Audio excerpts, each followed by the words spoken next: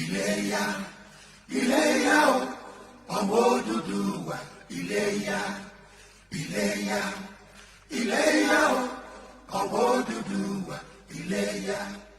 Bí a kò bá lè gbé lápapọ̀, ṣe bó yẹ ká lè dá dúró. Ká jáwọ́ nú àpọ̀n tí kò yọ, ká tètè gbómi lákàná. Iléyá o, Iléyá, Iléyá o, ọmọ Odùduwà. Iléyá.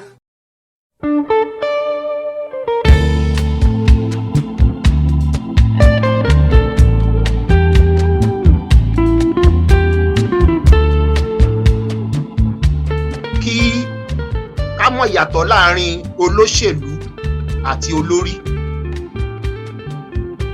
Ẹni tó jẹ́ president wọn ní Ukraine yẹn kò kì í ṣe olóṣèlú, olórí ni, nítorí pé ìwà tó wù, ìgbésẹ̀ tó gbé lórí ọ̀rọ̀ yìí, ìgbésẹ̀ tí olórí máa ń gbé ni. Tó bá jẹ́ olóṣèlú tó fi dúró tì wọ́n, tó fi dúró, tó fi sọ fún àwọn èèyàn wípé ẹ jẹ́ ká jà, àtòun àtìyàwó ẹ̀ àtẹbí ẹ̀ wọn sá lọ.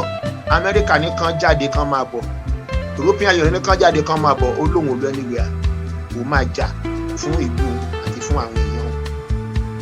Olórí ò ní rotarẹ̀, ó máa ro ti future generation àti ohun tó jẹ́ pé ó máa ṣàǹfààní fún gbogbo aráàlú lápapọ̀. Ṣùgbọ́n olóṣèlú ara ẹ̀ ló máa ronú pa. Ẹsẹ̀kẹsẹ̀ tó bá jẹ́ olóṣèlú ni ló ti máa fìlú sílẹ̀. Òkúkú mo ti róyìn change díẹ̀, mi ò lè fẹ́ ẹ̀mí mi wéwu. Kò ní ìfẹ́ ìlú ẹ̀, ìfẹ́ ara ẹ̀ ló ní. Ó yẹ kí àwọn èèyàn wa kí wọ́n lè mọ ìyàtọ̀ láàrin olóṣèlú àti olórí. Kò sí ẹnikẹ́ni tó jẹ́ ọmọ Odùduwà lásìkò tá a wà yìí tí ó bá jẹ́ pé ó nífẹ̀ẹ́ ìran ẹ̀ kó máa sọ pé òun fẹ́ di president nínú Nàìjíríà pẹ̀lú constitution 1999 yẹn. Ẹnikẹ́ni tó bá sì ń lé ipa pé òun fẹ́ débẹ̀ ní 2023 olóṣèlú ni kò ń ṣe olórí. Ẹni tó bá jẹ́ olórí ní tó yẹ kó máa sọ̀rọ̀ ń pa ni wípé a gbọ́dọ̀ dìbò pẹ̀lú constitution yìí nítorí pé gbogbo ẹrú wa a fẹ́ rí nínú ẹ̀ ni. Tí a bá wo bàbá Awólọ́wọ̀, gbogbo tí bàbá yẹn ṣe ẹ rí i pé kò kí ń ro tiẹ̀. Mo ka interview ìyàwó bàbá Awólọ́wọ̀ yẹn ní ìgbà kan. Ó ní bàbá yẹn, ó ní gbogbo nǹkan nípa ẹbí, nípa àwọn ọmọ nínú ilé, ó lòun ló máa ń forí rọ gbogbo ẹ̀ o. Ó nítorí gbogbo tó ń forí ẹ̀rọ láyé ẹ̀, ìran Yorùbá, báwo ni Yorùbá ṣe máa gbé lọ síwájú, báwo ni Yorùbá ṣe máa dá àwọn future generation, gbogbo nǹkan tó ń forí rò Yorùbá first. Ó ní kò tiẹ̀ ń dá sọ̀rọ̀ pé àwọn ọmọ ẹ̀ báwo ni, ó lòun lòun máa ń ṣe gbogbo yẹn nítorí ìlú ló gbé sórí, olórí ṣe ń ronú nìyẹn. So kẹ́ ẹ lè wo pé lọ́dọ̀ àwọn Fúlàní olórí ni Buhari, lọ́dọ̀ tiwa ni ò kì í ṣe olórí, nítorí pé ó ń ronú dáadáa fún ìran ẹ̀. Ǹjẹ́ àwa lólórí nílẹ̀ Yorùbá? Ẹni tí èmi lè pè lólórí tó fojú hàn lẹ́nujọ́ mẹ́ta ìbò náà lólóyè Ìgbòho, tó jáde tó rísíkì gbogbo nǹkan tó ní pátá yí pé ìran òun ò gbọdọ̀ kú sóko ẹrúsẹ̀. bẹ́ẹ̀ni.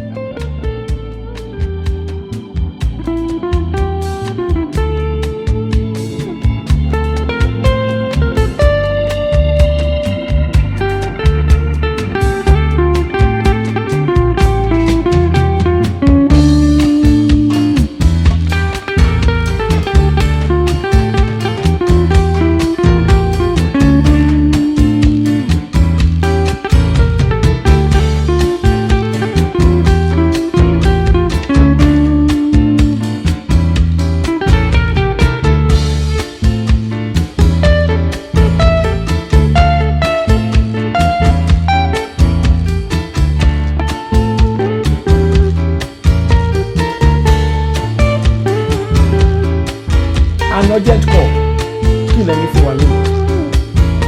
Ẹ ṣe bàbá àròpọ̀.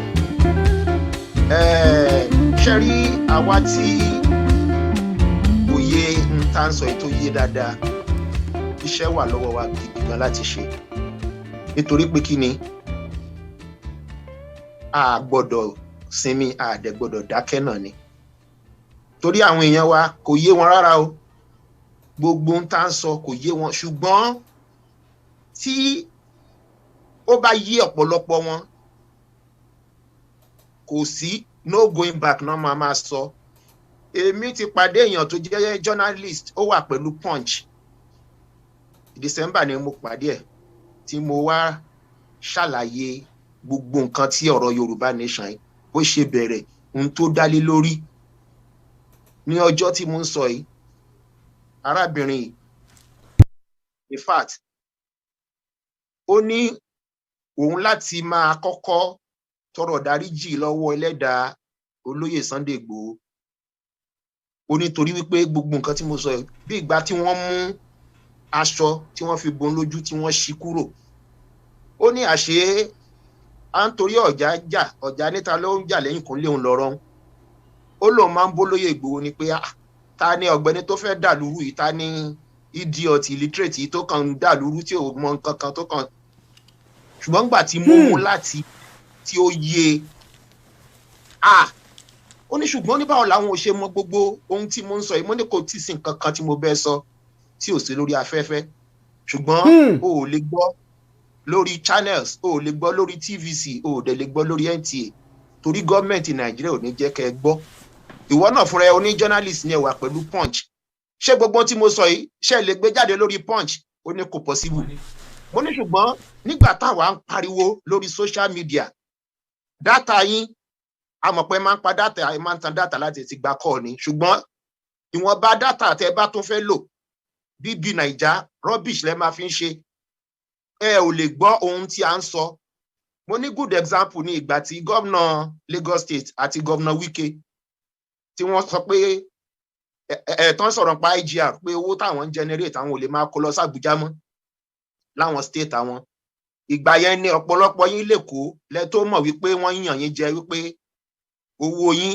tó yẹ kẹ́ fi develop lẹ́kọ̀ọ́ wọ́n ń kó lọ sí Àbújá lẹ́wà kóra yín jọ lẹ́wà ń kọrin kò sí bàbá sọ pé mọ́ wọn ní fokó owó Èkó lọ tún lẹ́bù míì ṣe ẹ ṣe tán ẹ fẹ́ dá dúró mo ní táìmù gbà tí gómìnà Wike àti Sanwó-Olú sọ̀rọ̀ IGR tí wọ́n wá tẹ̀chẹ̀chẹ̀ wá mọ̀ yìí pé wọ́n rẹ̀ yín jẹ yìí ó ti pé ọdún kan tí àwa ti sọ ṣàbára tí gbogbo analysis tí Mr. Aliu tó gbé jáde tó ń ṣe ní state by state tó ń ṣe the last 5 years oye tí state kọ̀ọ̀kan generate oye bí wọ́n ṣe ń pín oye tó ń kan state kọ̀ọ̀kan tó jẹ́ pé ìrẹ́jẹ yẹn ò rújú rárá bẹ́ẹ̀ni ó tó nǹkan ẹnikẹ́ni tó bá ní làákàyè fi mọ̀ wípé irú lu wo la wà yìí mo ní ṣùgbọ́n lísìn o gbọ́ o lọ bẹ o mo ní ìgbà tí gómìnà tó sọ ní eyín tó sọ jí mo ní so àwa mọ̀ pé ẹ mọ̀ nǹkan kan ó ní so àmọ̀ mo ní báwo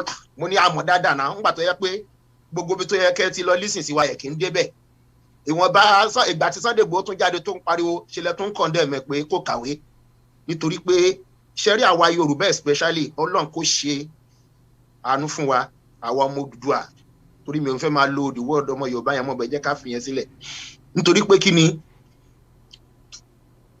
tí wọ́n bá ń bá àwọn èèyàn wa sọ ọ̀rọ̀ nǹkan kọ́kọ́ fẹ́ mọ̀ ni pé kò kàwé àbó kàwé ó lówó àbí kò lówó tó o bá ti lówó lọ́wọ́ wọn fẹ́ gbọ́n tó fẹ́ sọ kò sí nǹkan tó lè jáde lẹ́nu ẹ̀ tán rí pé bóyá ọmọ tó ń sọ tí o bá dẹ̀ ti kàwé wọn ni kò kàwé òun lọ̀rọ̀ wọn obìnrin tí mo ń sọ yìí ó dùn tí ó jẹ́ pé ó lóun máa tọrọ dáríjì ẹ̀ṣẹ̀ lọ́dọ̀ ẹlẹ́dàá Sunday Igboho onítorí òun máa sọ̀rọ̀ ó lóun mọ̀ kí bọ́rọ̀ ìṣe ríre onítòun bá dé Nàìjíríà láti arrange fún Zoom meeting èmi pẹ̀lú àwọn tán jẹ́ journalist tán jẹ́ Yorùbá bíi tòun wípé torí ọ̀rọ̀ yìí kò sí ẹni tí kò yẹ kó gbọ́ wípé òun mọ̀ pọ́rọ̀ Yorùbá Nation yẹn ó deep tó bẹ́ẹ̀ yẹn bákan náà ni mo pàdé ìyá kan ní London bíbáyìí nígbà tá a ṣe rally ní October 1st ìgbà tẹ́mi àti ìyá ẹ̀ sọ̀rọ̀ títí lẹ́yìn rally ó lóun ò mọ̀ pọ́rọ̀ yìí deep tó báyìí ó ní in fact ó ní tí wọ́n bá ń jà ní ogun tọ́mọ ń bá wọlé òun máa ti jáde pé kó lọ jà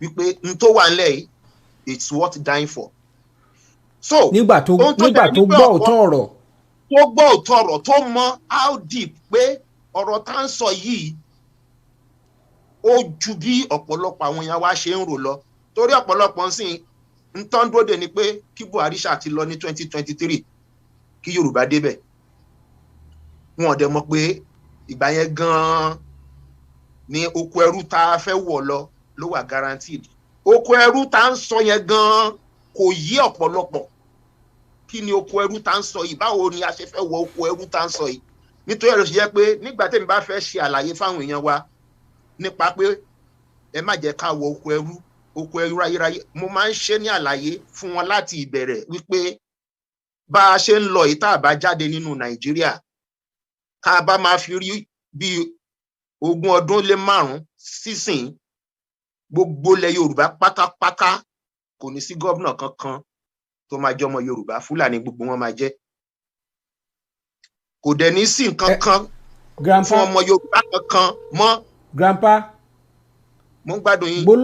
gbólóhùn tẹ́ sọ yẹn ó ti ní wéètì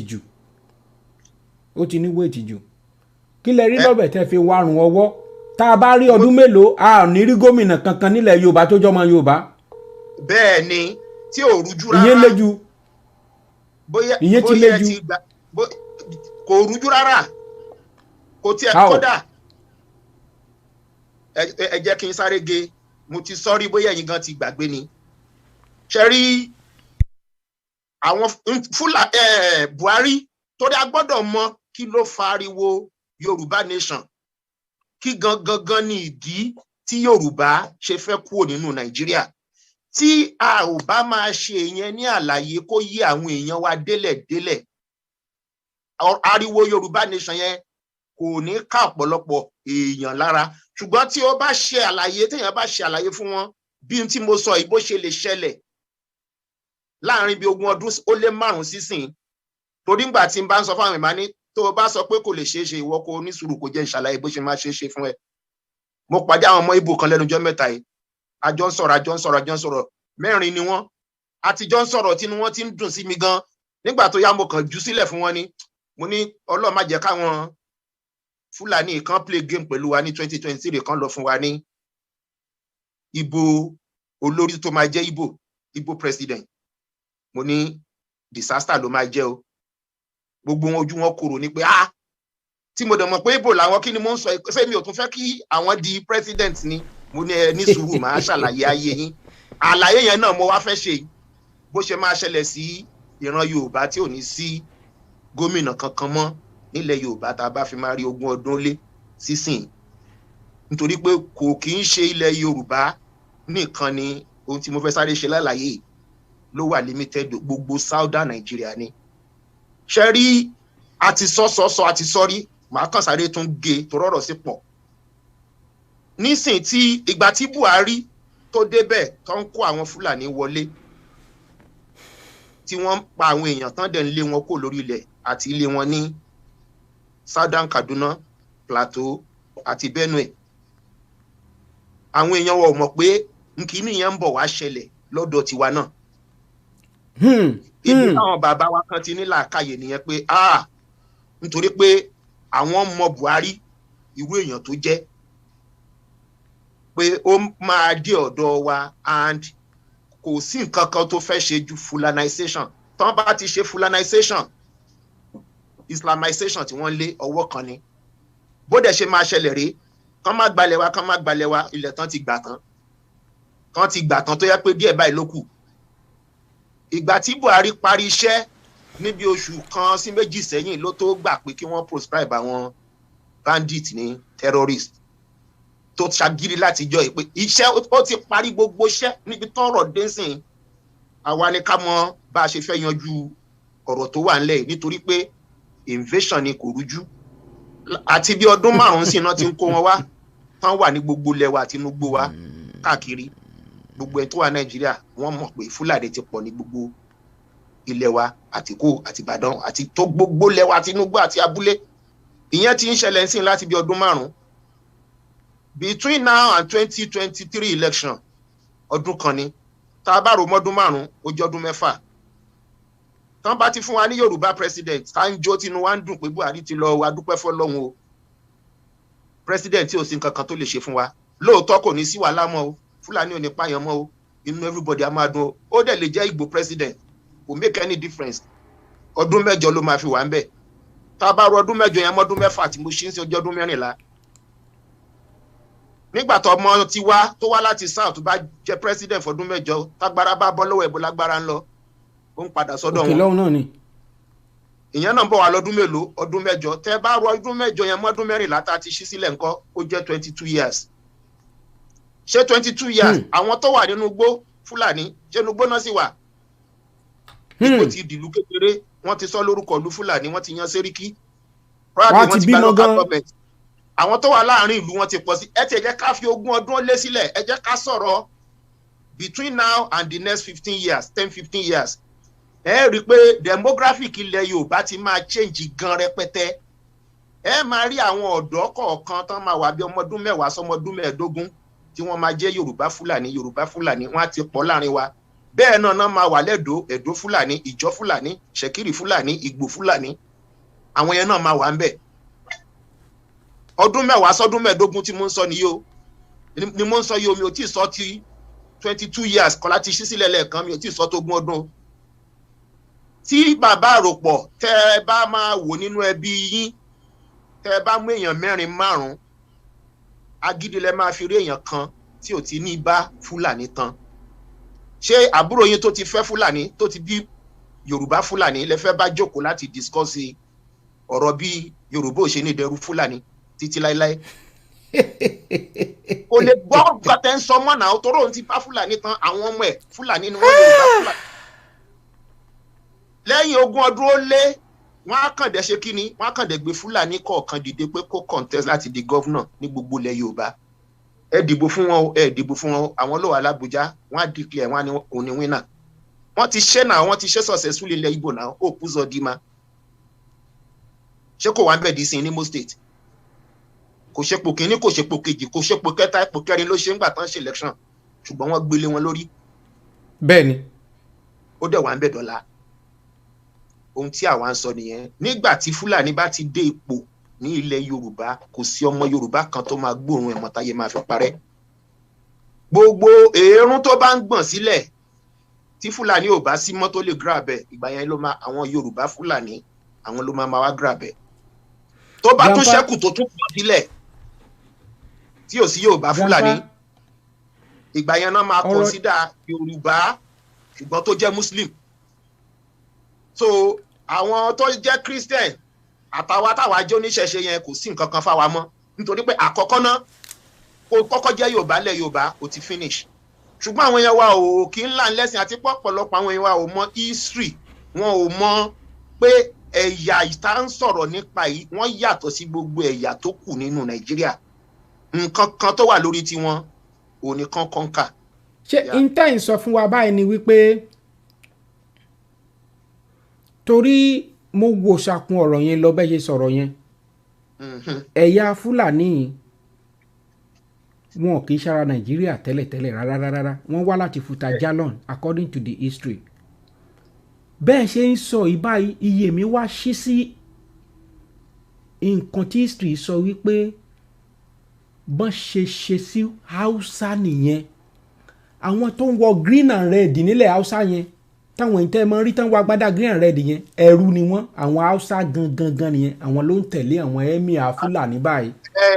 nílẹ̀ Hausa lónìí gbogbo láti lọ kọjá sókè làwa Yorùbá máa ń pe gbogbo wọn ní Hausa ṣùgbọ́n gbogbo wọn kọ́ la Hausa ṣùgbọ́n àwọn stéètì 6 kan wà tó jẹ́ pé kọ́ Hausa state ni wọ́n tẹ́yà mi ò là wọ́n Kano Katsina Kebbi Zamfara Sokoto àti Jigawa báwa náà ṣe ní kọ́ Yorùbá state 6 Ondo Ògùn Ọ̀ṣun Lagos Èkìtì Ọ̀yọ́ ṣé mọ̀ pé a lè pe irú Delta Edo a lè pe wọn ní kọ́ Yorùbá state wà mọ̀ pé àwọn Yorùbá wà ń bẹ̀ Kogi náà sí àmọ́ pé Yorùbá wà ń bẹ̀ bẹ́ẹ̀ làwọn ti ilẹ̀ Haúsá náà wà tó yẹ pé state 6 tí mo kà yẹn kọ́ Haúsá state ni wọ́n àwọn wo ni gbogbo governors àwọn state yẹn lónìí? Fúlàní. Ẹ lọ wo gbogbo àwọn tó wà ní àwọn senators wọn, House of Rep, House of Assembly, àwọn kọ̀ọ̀kan tó là wọ́n láàrin tó jẹ́ Haúsá Fúlàní ni wọ́n jẹ́. Gbogbo àwọn ìlú tó wà nílé Haúsá tí mo kà yìí tó wà ní àwọn state yẹn, gbogbo àwọn ọba wọn pátápátá Fúlàní ni. And in fact gbogbo àwọn afọbajẹ kingmakers náà Fúlàní. Àwọn ọmọ onílẹ̀ gangan kọ́, àwọn ọmọ onílùú gangan kọ́, Haúsá wọ́n ti dẹrú. Bó ṣe wà nìyẹn. Báwùsá táwa ń sọ pé ó ń dúró de ìran Yorùbá tá a bá jáde nínú Nàìjíríà nìyẹn. Kò dẹ̀ sí ọ̀nà tí ò lè gbàṣẹ tí ò ní padà ṣẹlẹ̀ sí wa tá a bá ti jáde nínú Nàìjíríà, nítorí pé ọ̀nà kan ṣoṣo ló lè fi máa ṣẹlẹ̀ sí wa bí mo ṣe sọ sílẹ̀ yẹn. Toró máa ṣẹlẹ̀ láì jẹ́ pé a yin ìbọn ẹyọ kan báyìí àbí Fúlàní yin ìbọn ẹyọ kan. Wọ́n ní ọgbọ́n báyìí náà fi mú ọ̀bọ. Torí Yorùbá lẹ́yìn ká ṣe pátí, ká jó Wàsíù, ká ṣọ̀tẹ̀ ara wa, òun náà lẹ́rí tán pín petrol ní pátí, gbogbo tán gbé tán jó, gbogbo tí Yorùbá mọ̀ nìyẹn. Àwọn tó dẹ̀ fẹ́ oko ẹrú ayérayé, àwọn plan bẹ́ẹ̀ ṣe máa dẹrú. Àwa làwa ń lé, mo fẹ́ gba masters, mo fẹ́ gba PhD, mo fẹ́ lọ ọ̀zù, mo fẹ́ àwé. Àwọn orí yẹn rò lọ ká gbogbo tó bá fẹ́ kà máa padà bọ̀ kó wá dẹrú mi, nítorí pé power làwọn ń lé. Gbogbo táwa ń foríro yẹn àwọn òforíro, báwo làwọn ṣe fẹ́ kọ́ńkà àwọn pípù yìí? Adẹ̀tún máa ń gbàgbé history, torí history nǹkan burúkú ni téèyàn ò bá máa rántí. Gbogbo alámọ̀ ogun 1840 amọ̀gbà tí gbogbo wà kọ́kọ́ Fúlàní àti Yorùbá. After 38 years Fúlàní tún padà wá tán tó gbà ní Ṣàwọlé, tí 1840 yẹn la ṣẹ́gun wọn l'Óṣogbo. 1878 38 years later ní Fúlàní tó gbógun wá pé alágbọ́dọ̀ kọ́ńkà ẹ̀yìn Arábì tí wọ́n gba ìníṣà tí Yorùbá tún kọ́ńkà wọn. Ṣùgbọ́n Yorùbá rádaràdá tá máa ń ṣe náà la máa ń ṣe, ẹnu wa ò ní kò yamayama, àwọn kan gbé sókè àwọn kan gbé sílẹ̀. Tó bá ti wá fẹ́ bọ́ tó ti di pé ó ti fẹ́ late, ìgbà yẹn la ẹ̀ṣẹ̀ máa unite, ẹ̀ṣẹ̀ máa sá kiri. Nítorí yẹ ká ṣe nírọ̀wọ́ rọrùn àfi kó jẹ́ pé agídí. So àwọn kan ti mọ̀ wípé ọgbọ́n náà fi ń mú irú ìran tiwa yìí. Ọgbọ́n òun ló ti fẹ́ bọ́ mọ́ wa lọ́wọ́ ẹ̀. Nítorí analysis tí mo ṣe sílẹ̀ yẹn, wọn ò ní ìdí àti kọ́kàn di 2023 kan fún wa ní Yorùbá president ni. Ó lè jẹ́ Igbo, ó lè jẹ́ Edo, ó lè jẹ́ any president from the south. Wọ́n mọ̀ pé gbogbo ẹ̀ máa calm. Buhari ti parí iṣẹ́, invasion ti take place. Wọ́n ti wà láàrin ìlú, wọ́n ti wà lábúlé, wọ́n ti wà lábà, wọ́n ti wà everywhere. Dandan ni pé ká máa fẹ́ra wa, dandan ni káwọn náà máa pọ̀ sí. So nígbà tọmọ tí yín bá lọ́dún 8, á kó ń bẹ̀ náà, agbára padà sọ́dọ̀ wọn. So bí ìgbà téèyàn ti sow seed ni, dandan ni ó máa wù ṣáá ni. Wọ́n ti gbígbín yẹn, gbogbo seed yẹn ó máa wù, ó máa germinate. So òun náà ni ọmọ ọba lànà sọ̀rọ̀ kan ṣá o. Ẹ wo kọ́mẹ̀ntì yẹn. Ó ní Olúwo ó ti di àna Fúlàní. Ó ní tó bá wá yá báyìí á wá bí á Fúlàní bẹ́ẹ̀ ṣe sọ gẹ́lẹ́. So Fúlàní á wá jọba ní Ìwó. Òrújú rárá, ní tí àwa ń sọ nìyẹn tí ò yí ọ̀pọ̀lọpọ̀. God. Àwa níṣẹ́ wà lọ́wọ́ wa torí kò yé ọ̀pọ̀lọpọ̀. Kò yé, nígbà tí mo ń sọ fáwọn ọmọ Ìgbò yẹn, mo ní àti ìmọ̀ bí 2023 ṣe máa lọ o. Mo ní ṣùgbọ́n gbogbo tó bá wù kó ṣẹlẹ̀, àdúrà tèmi ni pé kán má lọ play game pẹ̀lú wa, torí tán bá fún wa ní president tó jọmọ Yorùbá, bàbá Àròpọ̀, ìgbà yẹn ni gbogbo wa yìí iṣẹ́ ṣẹ̀ṣẹ̀ bẹ̀rẹ̀ ni o. Ìgbà yẹn la máa bẹ̀rẹ̀ sí pariwo Yorùbá nation ju ti tẹ́lẹ̀ lọ. Ṣé wá ra àwọn tó yẹ òye nísìnyí tí wọ́n kàn sí ń dúró pé kó Tinubu wọlé, kó Ṣínbàjò wọlé, kí Lágbájá wọlé, gbogbo tán fojú sí nìyẹn.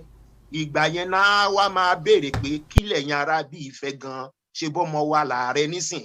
Wọ́n dẹ̀ lẹ́nu tó bá béèrè ọ̀rọ̀ ló ń fẹ́ díẹ̀ gbọ́. Ìgbà yẹn láwa máa ṣàlàyé fún wọn, láwa wò wọ́n létí wípé táwa ń bá yín sọ ni pé bọ́mọ wa ṣe di ààrẹ yìí á wà ń bẹ̀ fún ọdún 8. Lẹ́yìn ọdún 8 ayé Yorùbá bàjẹ́ finally ni o. Nítorí pé a máa ṣe ìṣirò tí mo ṣe sílẹ̀ yẹn, a máa ṣe fáwọn èèyàn wa. Wọ́n á wá mọ̀ wípé táwa ń sọ ni pé àwa we are looking beyond 2023. Nígbà tágbára bá fi máa padà sọ́dọ̀ wọn, tọmọ tí wá bá parí ọdún 8 tí lé lógún ọdún tí Fúlàní ti wà ńlẹ̀ wa.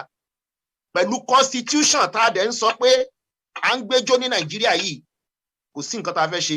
Nítorí pé àwọn èèyàn wa, àwọn ìyá wa mélòó ló understand nǹkan tó ń pè ní constitution. Torí wọ́n ti rò pé gbogbo agbára ló wà lọ́wọ́ ààrẹ. ààrẹ wa táyì bá ti débẹ̀ kó náà dẹ̀ change the constitution báwo ló ṣe fẹ́ change ẹ̀ nígbà tá ní 774 local government ní Nàìjíríà tí àpapọ̀ gbogbo àwa tá a wà nísàlẹ̀ tí ò tó táwọn tó wà lókè. Grandpa, can you imagine ẹnìkan pè mí láti Norway kí ìyá yẹn ní láti Norway ló ń ti ń pè ó ń fìdí nǹkan tẹ́ ń sọ ìmúlẹ̀ ó ní Elégùṣì ó ní òun náà ti fẹ́ Fúlàní o. wọ́n ti pọ̀ bẹ́ẹ̀ láàrin wa torí ẹ̀ ló ṣe jẹ́ pé àìmọye àwọn tèmi gan ti pàdé níbi tó yẹ pé ẹ̀jẹ̀ Fúlàní ẹ̀ ló á Fúlàní kọ́tà Fúlàní you understand now tí wọ́n bá dẹ̀ bẹ̀rẹ̀ sí báyàn fà báyìí at the end of the day nígbà tí n bá wá mọ̀ yìí pé kò tiẹ̀ kí ń ṣe ojúlówó ọmọ Yorùbá ó máa rẹ̀ mí ni pé abájọ. question kan wá sọ́kàn mi bàbá nígbà tá a dá ayé àti ọ̀run ṣé ẹ mọ̀ pé urgent call la pè tó yìí nígbà tá a dá ayé àti ọ̀run a pè ní dáradára a dẹ̀ dá èèyàn méjì péré sáyé Ádámù àti Éfà èmi àti yín báyìí ọmọ ìyá ni wá Fúlàní àti yín ọmọ ìyá ni yín gbogbo èèyàn ìkankan náà ni wá ṣé kì í ṣe ẹni sùúrù sà ṣé kì í ṣe pé ẹ ń discriminate ṣé kì í ṣe pé ẹ ń ṣe racism báyìí tẹ́ ń da ẹ̀yà tẹ́ ń rò pé ẹ superior ju ẹ̀yà kan lọ question yẹn wá sọ́kàn mi. ṣe inú mi rí mi dùn pé ẹ béèrè question yẹn torí mo pàdé bàbá kan ní àti tó ṣùgbọ́n 6 sẹ́yìn nísìn èmi rò pé Yorùbá ni bàbá yẹn títí di ìsìn mi ò lè sọ pé ó dá mi lójú 100% pé Yorùbá kọ́ o ṣùgbọ́n bó ṣe ń bá mi fa ọ̀rọ̀ Yorùbá nation yìí ó jẹ́ kí n wá fura torí pé ó jọ Fúlàní gidi pọ́nbélé báwọn Fúlàní ṣe máa ń yẹn lórí ṣùgbọ́n ẹni tí mo mọ ẹni yẹn tú ẹ̀ kò sọ fún mi pé bóyá Yorùbá ni bọ́ ó ń sọ Yorùbá bíi tiwa báyìí ni ìgbà tá a sọ̀rọ̀ débi kan mo béèrè ìlú ẹ̀ ó ní kò dárúkọ ìlú yẹn kàn níbi kan ní sáìdì Ìkàrẹ́ Àkókó anyway kí n padà sórí ọ̀rọ̀ tẹ́ ń sọ nígbà tí mo ṣe gbogbo analysis tí mo sọ pé ìdí tí Yorùbá ṣe fẹ́ kúrò ní Nàìjíríà tàdé gbọ́dọ̀ fi kúrò ní Nàìjíríà nìyẹn pé otherwise a máa di ẹrú ayérayé ló bá ní pé n tó máa ń jẹ́ kí ìlú kó má ní peace náà nìyẹn wípé ńgbà tí ẹ̀yà kan ò bá ti gbà pé kí ẹ̀yà kan ṣe olórí wípé kò dẹ̀ sí ibi tí ò bá ti sí olórí ibẹ̀ máa ń dàrú ni pé ó ṣe ló yẹ kí a gbà pé àwọn olórí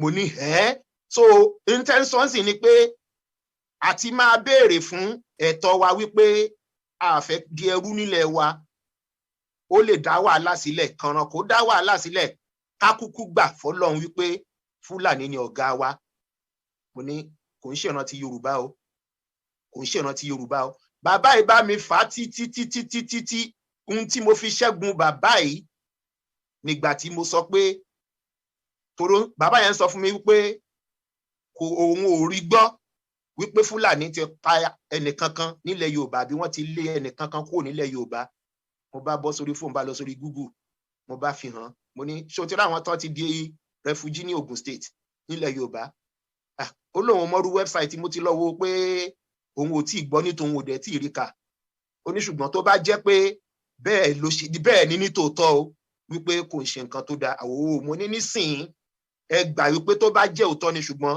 ẹ tí ì fẹ́ gbà kó tọ̀ pé tó bá jẹ́ pé lóòótọ́ kò kí ń ṣe ohun tó dáa Quran gan ò support ẹ̀ pé káwọn kan lọ máa lé àwọn kan kó lórí ilẹ̀ wọn kan máa pa wọn kan máa lé wọn kan máa jẹ gàba lé wọn lórí mo ní so Quran ò faramọ́ ó ní Quran ò faramọ́ pé ṣùgbọ́n òun ò gbà pé ó ṣẹlẹ̀ so n tí mo ń sọ gẹ́gẹ́ bí nǹkan tí ẹ sọ nísìnyí ni pé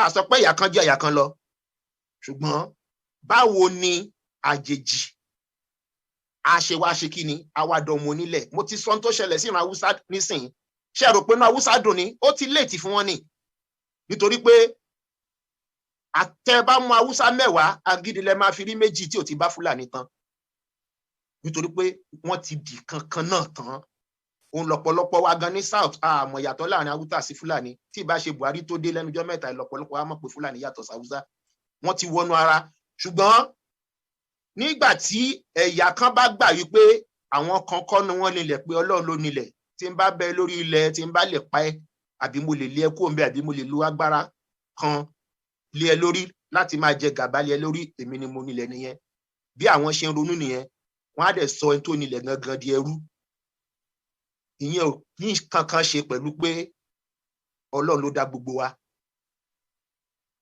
Yorùbá ò lè gba ìyẹn wípé ká wá di ẹrú lórí ilẹ̀ wa nítorí pé kí ni ń táwa ń sọ nìyẹn, ohun tí àwa ń sọ nìyẹn. Ọ̀pọ̀lọpọ̀ àwọn èèyàn wa nígbà tẹ́ abáré èèyàn torí mo ti sọ́rí lẹ́nu ọjọ́ mẹ́ta pé Nàìjíríà ò lè dáa, ṣé lóbìnrin sọ fún mi pé mo ń ṣépè, mo ní òkè bóyá mo ṣépè bí mo ní ṣé ẹ believe no justice, ó ní bẹ́ẹ̀ ni. Mo ní wọ́n níbi tí ò bá ti sí justice kò lè sí peace, ṣó gbà pẹ̀lú mi, ó lóun gbà pẹ̀lú mi. Wọ́n níbi tí ò bá dẹ̀ ti sí peace kò lè sí stability, kò dẹ̀ lè sí progress, ó lóun gbà. Mo ní báwo lẹ ṣe wá rò pé Nàìjíríà máa dáa? Ibi tá a ti bẹ̀rẹ̀ sí ìtò nìyẹn, tá a bẹ̀rẹ̀ sí ìtò nìyẹn. Gbogbo fídíò tẹ́ show níbẹ̀rẹ̀ yẹn, gbogbo àwọn tẹ́ ń sọ̀rọ̀ wọn bí àwọn Fẹ́mi Kútì àti actress yẹn, gbogbo wọn nígbà tó bá máa yé wọn, Ọlọ́run má jẹ́ kó ti late, Ọlọ́run tẹ̀ ní jẹ́ kó ṣẹlẹ̀, torí tá ń sọ yóò ń ṣe tí mo rò pé ìran Yorùbá máa gbà láti pé kó ṣẹlẹ̀ sí àwọn. Ṣùgbọ́n ìgbà tí gbogbo wa bá tètè mọ tó ń bọ̀ tá a dẹ̀ rẹ́dì láti má jẹ́ kó ṣẹlẹ̀ sí wa, ìyẹn ló lè guarantee ẹ o, nítorí pé mo sọ lẹ́ẹ̀kan Buhari ti parí iṣẹ́ yẹn, invasion ti take place already, it's a matter of time. Constitution yẹn ò dẹ̀ ní change nítorí a lè change ẹ̀. Àwọn tán kọ constitution yẹn tó fi rí bó ṣe rí yẹn, àwọn nìkan náà ní agbára àti change ẹ̀. Ṣẹ̀dẹ̀ tí ibi téèyàn ti yin rẹ̀ ń bọ̀ lẹ́sẹ̀ rí wípé kán change ẹ̀ ká padà sí true federalism, wọn ò lè ṣe é. Gbogbo ìtàwọn bàbá Adébájọ́ ń sọ yẹn wọn ò lè ṣe é nítorí pé wọ́n mọ̀ pé it's as good as pé Yorùbá ti lọ máwọn lọ́wọ́. Wọ́n dẹ̀ mọ̀ pé constitution yẹn làwọn gbọ́dọ̀ dúró lé lórí táwọn máa fi mú wa finally. Torí tá bá ti fún wa ní president ní 2023 sìn, ara ẹni kálukú máa wálẹ̀.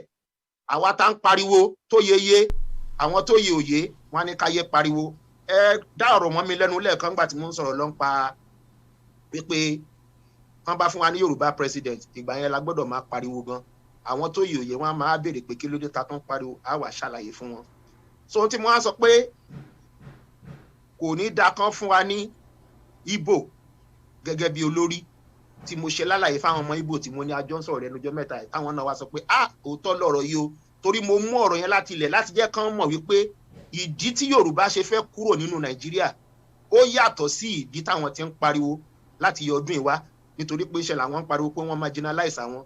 Ṣùgbọ́n ń táwa ń sọ ni pé Yorùbá fẹ́ di ẹrú, a máa wọ oko ẹrú pẹ̀lú ìgbésẹ̀ tí Buhari bẹ̀rẹ̀ sí gbé nígbà tó ti dé ipò agbára. Mo wá ṣe lálàyé fún wọn wípé nítorí pé àwa ti dúró nídúró pé tán bá ti fún wa ní president ọmọ Yorùbá, a ní jẹ́ kó rí mú mi wípé a fẹ́ nǹkan kan ju Yorùbá nation lọ. Ṣùgbọ́n tó bá lọ jẹ́ ọmọ Yíbò, a ò ní lè pariwo. Ṣe ni Fúlàní máa sọ fún àwọn Yíbò pé ṣe ráwọn Yorùbá àtúnjàjà fi ń sípò, wọ́n tún pariwo Yorùbá nation. Ṣó lè jẹ́ Yorùbá bí tí wọ́n ní a fi síbẹ̀ kan máa pariwo Yorùbá nation? Àwọn Ìgbò náà sì kẹtàn ti ń dúró pé kán tiẹ̀ fà wọ́n sí ipò látijọ́ yìí, wọ́n máa sọ pé àwọn dúpẹ́, àwọn jàjàdé ipò ààrẹ, àwọn Yorùbá tún pariwo Yorùbá nation. Àwọn ò dẹ̀ ní mọ̀ wípé ohun tí àwa ń rí tá a fẹ́ kó ṣẹlẹ̀ sáwa yìí, òun náà ló máa ṣẹlẹ̀ sáwọn, ló máa ṣẹlẹ̀ sáwọn Calabar, ló máa ṣẹlẹ̀ sáwọn Ọ̀jọ́, gbogbo àwa tá wà ní South ni ló máa ṣẹlẹ̀ sí. Lẹ́yìn ìgbà tí president yẹn bá parí ọdún 7 tiẹ̀, tágbára padà sọ́dọ̀ tiwọn. Nígbà mo wá ṣe lálàyé bẹ́ẹ̀ yẹn fún wọn pé kán bá fún wa ní president tó wá láti ilẹ̀ Ìgbò, ṣẹ́yìn sì máa pariwo Biafra. Gbogbo wọn dákẹ́, ẹ lè pariwo Biafra torí pé ntẹ́ tí ń fẹ́lẹ́ ẹ̀rí yẹn. Àfi tí èèyàn bíi Nnamdi Kanu bá jáde tó ṣe lálàyé fún wọn wípé ẹ gbọ́dọ̀ dúró lórí ọ̀rọ̀ Biafra o, nítorí pé lẹ́yìn ìgbà tọmọ yín bá lọ ọdún 7 tán, gbogbo wa ti wọ gà o. Ló wá ṣẹ̀ṣẹ̀ yé wọn ní òótọ́ lọ́rọ̀ yìí o. Mo ní so ṣe rí ìyàtọ̀ láàrin ariwo Yorùbá nation táwa ń pa àti ariwo Biafra tẹ̀yìn ń pa. Àwa rí pé oko ẹrú ti ń bọ̀ tí gbogbo wa máa wọ̀ ní Southern Nigeria, gbogbo àwa ẹ̀yà tá wà ní South. Ẹ̀yin ń pariwo pé ẹ fẹ́ dé ipò ààrẹ. Tọmọ yín bá dẹ̀ débẹ̀ láyéláyé kò lè change the constitution, pátápátá lọ́dún 7 ni. Lẹ́yìn ọdún 7 yẹn kọ́ kí ló fẹ́ ṣẹlẹ̀? Ló bá wa yé wọn ní wọ́n làwọn gbọ́dọ̀ sọ kíní fún gbogbo àwọn èèyàn àwọn o pé àwọn ọmọ pé kíní ìdìpọ̀ báyìí o wọ́n ní bó ṣe jẹ́ nìyẹn. ṣé wá rí lórí ọ̀rọ̀ tí ọjẹ́ ń kọ̀ tí ẹ sọ nípa àwa ọmọ Oòduà torí ṣe rí ohun tó ṣẹlẹ̀ ní Ukraine ogun tó ń lọ lọ́wọ́ yẹn ẹ̀kọ́ tó wà ní ibẹ̀ fún àwa ọmọ Oòduà ó pọ̀.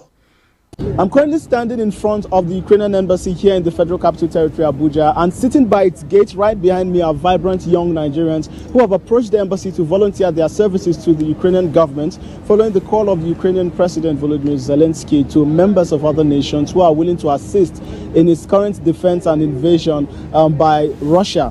When asked why they had approached the Ukrainian embassy to fight for the country instead of their own, they had this to say. We are angry. We are angry. So want to leave this nation because some of all these men, their children are nowhere to. Their children are not in this country. They are abroad, studying, have to strike here and there. I have volunteered myself. If I want to leave this country, I want to go and fight for Ukrainians. I've enrolled into Nigerian Defense Academy for the past three times. Three consecutive times. 2013, I was there in Kaduna, Zaria. Even when I was there, even when my name was enlisted, they said I still have to have a link to a general or senator. It's better for someone to even die there than to die in this country. Yes. My brother, is it anything special in this country? You and I know that nothing special in this country. If flash your back at least some years ago, what the bonus we met those things and those things are still on ground. Is that how it's supposed to be? Is it a country that are ready to move on? Traveling from here to Ukraine and assist them in fighting, I believe is the best thing. Is the best thing that Nigeria you understand? And you be guaranteed. Even if you die there, I'm sure that your family will not suffer here in Nigeria. Yes. We have political crisis, we have economic crisis, we have issues here and there, we have insecurity, right? And there's no sign by the government that they are going to do anything soon because all this while they've been doing blame game. So some of us think that it's better to die for a country who will value you, right, than to die for a country who will not, even while you're alive, it seems as if you're dead already. My dream has been to be in the military. That has been my dream. My childhood dream is to be in military, and it's since. For the past since 2012, I've tried Save Valley, applying for DXX, Navy, Army, Air Force. I've tried Save Valley. It's not one, it's not two. It's like consistent. In fact, I would say that all the applications that I've underwent in the Nigerian Army and paramilitaries, I've applied for all, but it's not working out. We are not opportune to know people that are in office, in public office. I am government, we are not opportune. That's the truth. Their hope of a new future might, however, be dashed as they complained of lack of preparedness on the side of the Ukrainians. For the news I had, online, what the thing stated that if you're willing, do you understand that a provision will be made for you and all that? Me hearing is a reverse. This is an issue I'm hearing now that if you want to go, you should be the one to make a visa for yourself and all that. Go to Poland, then they will know that they'll see the readiness in you. To me, they are not ready. Tàbá ní ká jẹran ó wù ní ká jẹran pẹ́lẹ́nu ó fà fún òjẹ́. Ìdí tí mo fi play fọ́nrán yìí gbogbo wa láti rí is not a breaking news. Àwọn ọ̀dọ́ táyé wọn ti wà kí má ṣe pé lóòótọ́ ni Ukraine sọ pé káwọn èèyàn wa máa help wọn, right? But wọ́n sọ pé kán wá help wọn, wọ́n sọ pé kán wá help wọn máa ṣiṣẹ́ ní báǹkì. Ẹ jẹ́ an urgent call. Wọ́n sọ pé kán wá bá wọn nulẹ̀, wọ́n sọ pé kán wá bá wọn ṣiṣẹ́ ní factory, wọ́n sọ pé kán wá bá wọn ṣiṣẹ́ ní inú wọ́n ní kán wá bá wọn ja ogun, kán wá fèsì Russia. Nínú gbogbo ẹni tó lágbára jù láyé nínú nǹkan ìjà ogun, Russia jẹ́ ìkan bẹ̀. If gan US ò gbúdọ̀ sọ pé kí ni Russia máa ṣe, torí Russia ní kinní kan tó wà lọ́wọ́ wọn tán bá lò ó gbogbo US ó máa parun ni. So wọn ò ní àná yìí Putin sọ fún gbogbo àgbáyé pé tí wọ́n bá close air space tó bá try ìlú tó bá try pé ìlú yẹn máa finish US gan ò lẹ́mí ẹ̀ US gan sọ pé àwọn ò lè help Ukraine ṣùgbọ́n ẹ wo àwọn ọmọ wọ̀nyí wọ́n rò ó pin pé the best ni pé káwọn kúkú lọ kú dànù but the urgent call ó yàtọ̀ sí pé kó lọ kú dànù ṣé a ní gbogbo ẹ̀yin ọ̀dọ́ tó rí yín ti dàrú pẹ̀lú Fẹ́mi Kútì pẹ̀lú gbogbo yín in tó yẹ ká ẹ ṣe orí yín ò da àbí Ṣeun Kútì not Fẹ́mi Kútì orí yín kò ṣiṣẹ́ ẹ dà sí títí ẹ dàrú mélòó ló fẹ́ pa nǹkan tí grandpa ń sọ yìí òun ló ń ṣẹlẹ̀ yìí o ṣé àmọ́ pé àwọn ọmọ kan sọ̀rọ̀ kan lẹ́ẹ̀kan yẹn wọ́n ní wọ́n ti apply fún DSS NDA kílẹ̀ tí ń pè Army Navy bẹ́ẹ̀ bẹ́ẹ̀ lọ wọn ò mú wọn kí ló fà á Fúlàní náà ń kó síbẹ̀ ẹ kì í ṣara kan náà ẹ gbàgbé bó ṣe ṣẹlẹ̀ history wọ́n yọ kúò kọ́pọ̀lọ́ yín bá lè bàjẹ́ àwa tá a dẹ̀ tí wọ́n wà ń lo òyìnbó sọ̀rọ̀ ká pọ̀ wọn ọmọ wa ká máa sọ fún wọn English lẹ́ ń bá wọn sọ àánú ẹ̀ ò ṣe mí grandpa. ṣe rí àwọn ọ̀dọ́ wa mo máa ń rí ọ̀pọ̀lọpọ̀ wọn mo tẹ̀ rí ọ̀pọ̀lọpọ̀ wọn tí wọ́n ṣẹ̀ṣẹ̀ wọlé sí UK bí lẹ́nu ọjọ́ mẹ́ta ẹ̀ tí n bá ń bá wọn sọ̀rọ̀ torí wọ́n fún wọn visa gan tán wá ń ṣe masters program láti Nàìjíríà wọ́n ṣílẹ̀kùn sílẹ̀ gan ìgbà tán ti Brexit yẹn wọ́n ní ìdáhùn èèyàn so wọ́n kó àwọn ọmọ wa wọlé gan mo mọ̀ pé policy yẹn wọ́n kàn máa change lẹ́nu ọjọ́ mẹ́ta ẹ̀ torí wọ́n wá fi wá ṣẹrú nì ká lè wá ṣẹrú nì. tó ti bá rí àwọn ọ̀dọ́ yẹn tá a bá ń sọ̀rọ̀ mo máa ń sọ fún wọn pé ẹ̀yin ọ̀dọ́ Nàìjíríà ẹ̀yin ọ̀dọ́ ti South ẹ ò rí lè mọ bó ṣe ń lọ ṣe rí EndSARS tẹ́ ẹ ṣe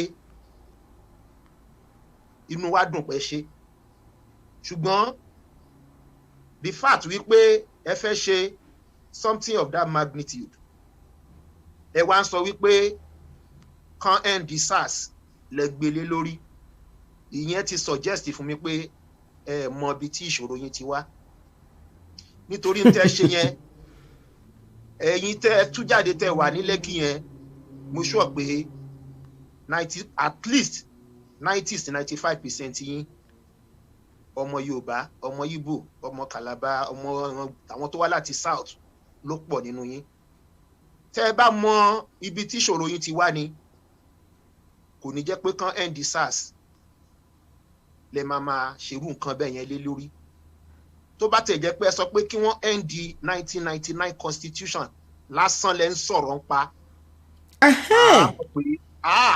àwọn ọ̀dọ́ ti wake up wọ́n ti mọ ibi tí ìṣòro wọn ti wá ṣùgbọ́n tán bá end SARS ṣé ó ní kẹ́ ṣe tán ní uni kẹríṣẹ́ ṣe ṣó ní kíná wà ṣó ní kómi wà ṣó ní kí títì dá ṣó ní hospital wà ṣó sọ pé kí security wà tán bá end SARS gbogbo ìṣòro tẹ́ ní kò lè end ṣùgbọ́n torí SARS tán dà yín láàmú tán mọ́ ní àwọn yahoo tán mọ̀ yàtọ̀ láàrin ọmọ tó ń fi laptop ṣe assignment ẹ̀ ní universities àti ọmọ tó ń fi ń ṣe yahoo ìyẹn lẹ ṣe nǹkan tó tó yìí ẹ mọ ohun tó yẹ kẹ́ máa sọ̀rọ̀ nípa ṣẹ́rẹ́ àwọn ọ̀dọ́ wa ohun tí wọ́n mọ̀ ó pọ̀ gan ṣùgbọ́n a lè blame wọn nítorí pé kí ni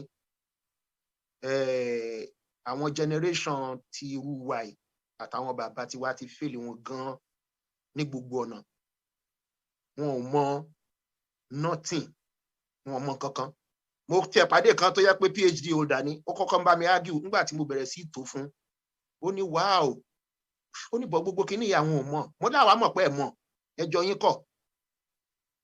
yín kọ́ ṣe rí wọ́n fẹ́ lọ jà ní Ukraine wọ́n fẹ́ lọ jà ní Ukraine desperation nìyẹn torí pé tó bá mọ tán fẹ́ kó àwọn lọ ṣe gẹ́gẹ́ bẹ́ẹ̀ ṣe sọ ni ó ní pé tó ń bá tiẹ̀ kú síbẹ̀ ó bẹ́tà ju kó ń wà ní Nàìjíríà ẹ̀kọ́ tó yẹ kí àwọn èèyàn wá kọ́ lórí ọ̀rọ̀ Ukraine yẹn bí ìpele bíi 4 ni mo rí sí ṣe rí ẹ̀kọ́ àkọ́kọ́ ó ní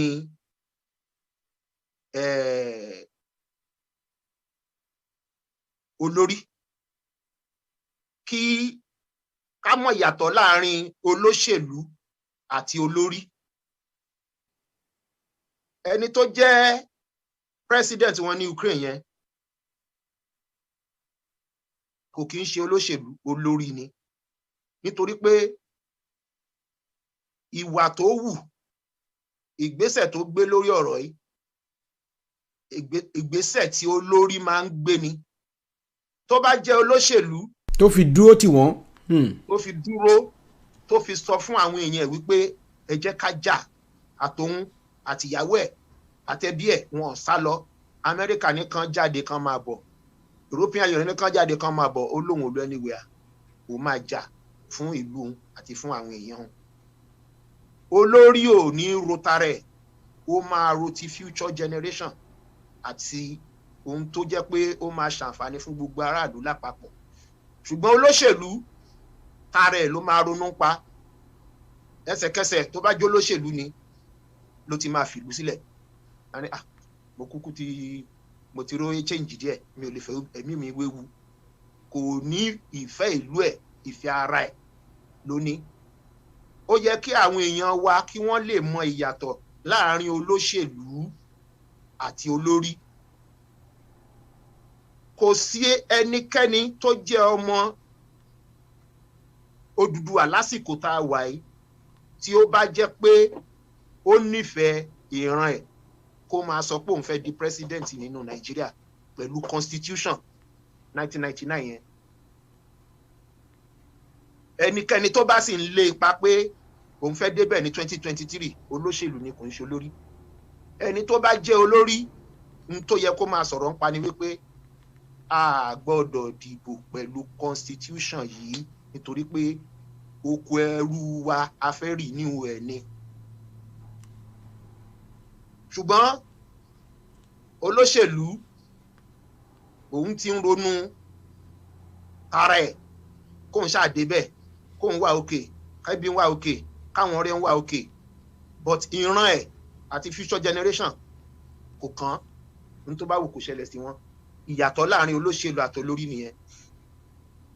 Bó lórí ṣe ń ṣe òun ní nǹkan tí ọ̀gbẹ́ni tá a rí ní Ukraine tó ń pè ní president wọn yẹn bó ṣe ń ṣe. Tí a bá wo bàbá Awólọ́wọ̀, gbogbo tí bàbá yẹn ṣe ẹ rí i pé kò kí ń ro tiẹ̀. Mo ka interview ìyàwó bàbá Awólọ́wọ̀ yẹn ní ìgbà kan. Ó ní bàbá yẹn, ó ní gbogbo nǹkan nípa ẹbí, nípa àwọn ọmọ nínú ilé, ó lóun ló máa ń forí rọ gbogbo ẹ̀ o.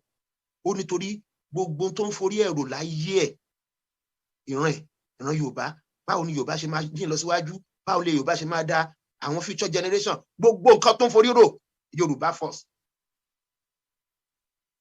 Ó ní kò tiẹ̀ ń dá sọ̀rọ̀ pé àwọn ọmọ ẹ̀ báwo ni, ó lóun máa ń ṣe gbogbo yẹn nítorí ìlú ló gbé sórí. Bó lórí ṣe ń ronú nìyẹn. Olórí ló máa ṣe nǹkan tó jẹ́ pé òun gan lè má sí láyé mọ́ nígbà tí nǹkan yẹn táwọn generation tó ń bọ̀ lẹ́yìn tán máa jẹ àǹfààní ẹ̀. Ẹ rí i pé ìyẹn pọ̀ nù nǹkan táwọn òyìnbó náà máa ń ṣe, bóyìnbó ṣe máa ń ronú àti bọ́n ṣe máa ń ṣe nǹkan. Tán bá sọ pé wọ́n fẹ́ sẹ́ndì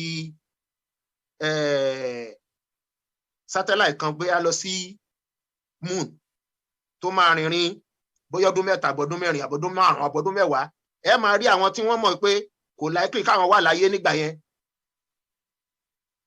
But the fact pé mission yẹn ti wà successful, ó ti wà lọ́nà, wọ́n máa jó inú wọn máa dùn, wọ́n dẹ̀ mọ̀ pé àwọn lè má sí láyé mọ́ nígbà yẹn.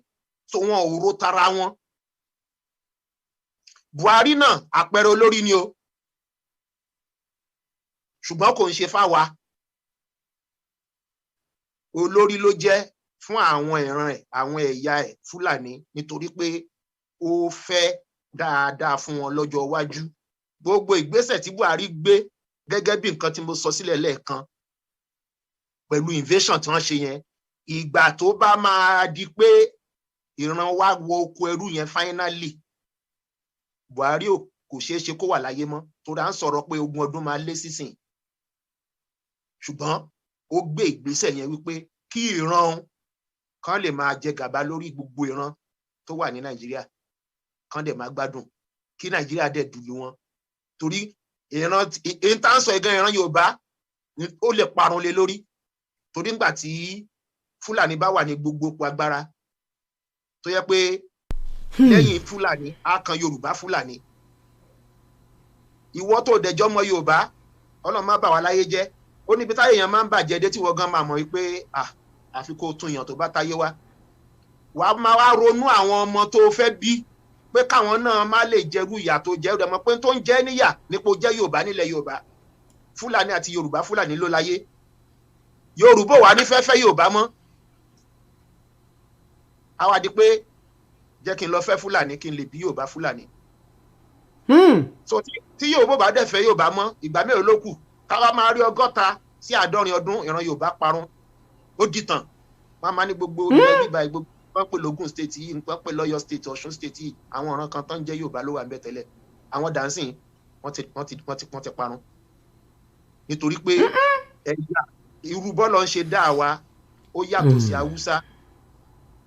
Àwa a máa ń ronú bá a ṣe fẹ́ dé èèyàn láyé. Gbogbo nǹkan tó bá dẹ̀ fẹ́ gbà la máa ń fún. So tó bá ti wá di pé ó ti di pé kò sí ọ̀nà àbáyọ fún wa mọ́lẹ̀ Yorùbá ẹsẹ̀kẹsẹ̀ ní Yorùbá máa wá ọ̀nà àbáyọ náà ni pé kò fẹ́ Fúlàní kò lè bí Yorùbá Fúlàní.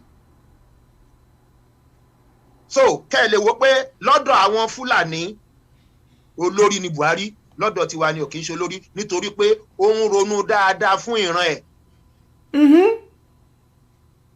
Ǹjẹ́ àwa lólórí nílẹ̀ Yorùbá ẹni tí èmi lè pè lólórí tó fojú hàn lẹ́nujọ́ mẹ́ta òun náà lólóyè Ìgbòho tó jáde tó rísíkì gbogbo nǹkan tó ní pátá yí pé ìran òun ò gbọdọ̀ kú sóko ẹrúsẹ̀ ṣùgbọ́n tá a bá sọ kò yí àwọn èèyàn wa. Ó ga o. Ó ní woman journalist tí mo rí ní December tí mo ń sọ ilé kan ṣe sọ pé òun gbọ́dọ̀ tọrọ àforíjì lọ́wọ́ ẹlẹ́dàá olóyè Ìgbòho wípé torí òun máa ń bu ni pé illiterate tí ò mọ nǹkan tó ń dà lóru. Ìgbà tí mo wá ṣàlàyé fún àwọn ọmọ ẹ̀ ló ń pariwo ó ló máa láwọn ọmọ kéékèèké ó ní so future àwọn ọmọ gan ni olóyè Ìgbòho ń jà fún.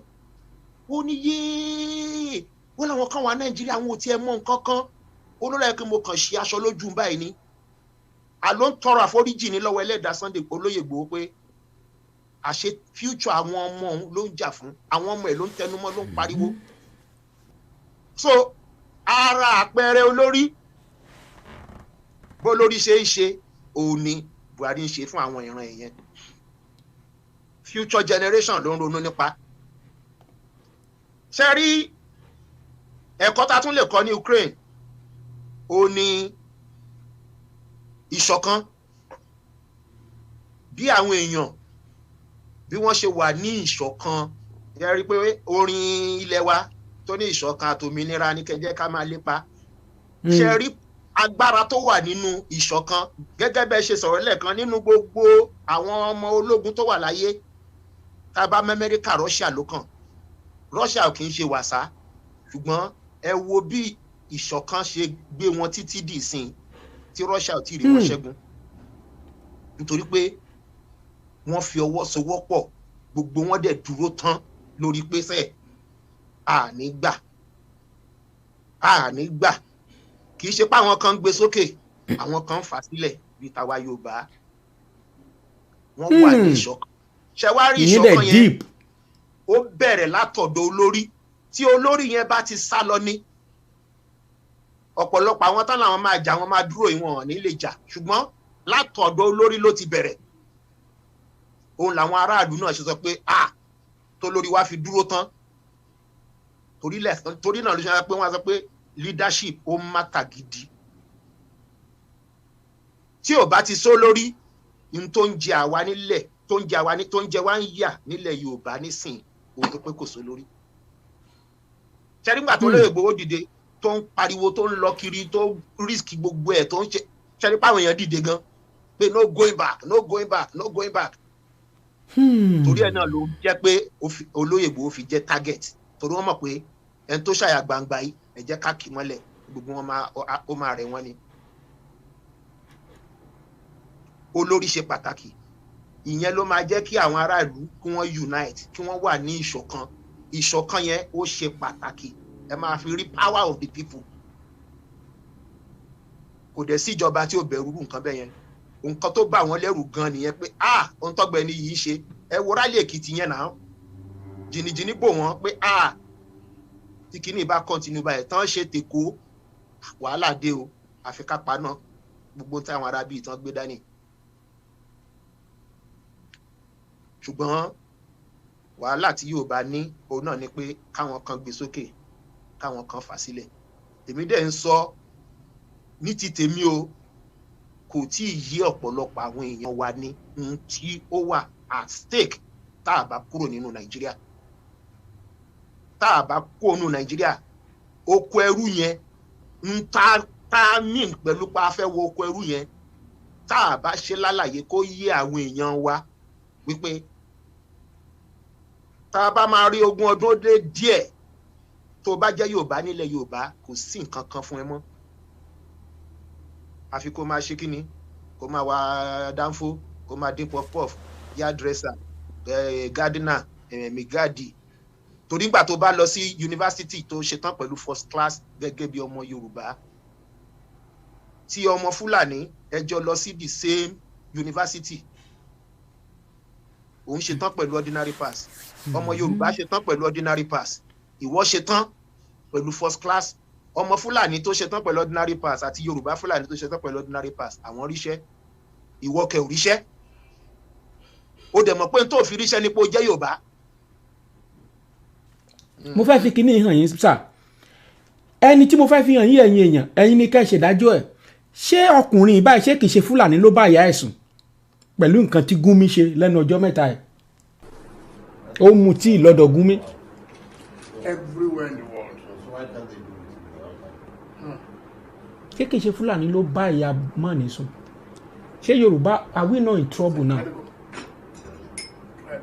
gbogbo nǹkan tí grandpa ń sọ ti ṣẹlẹ̀ already. Even look at Joe Biden when he became president. ẹ̀ ń tẹ̀mí sọ nìyẹn sẹ́ẹ̀. About 3 of his earliest appointments were Nigerians. Oh yes.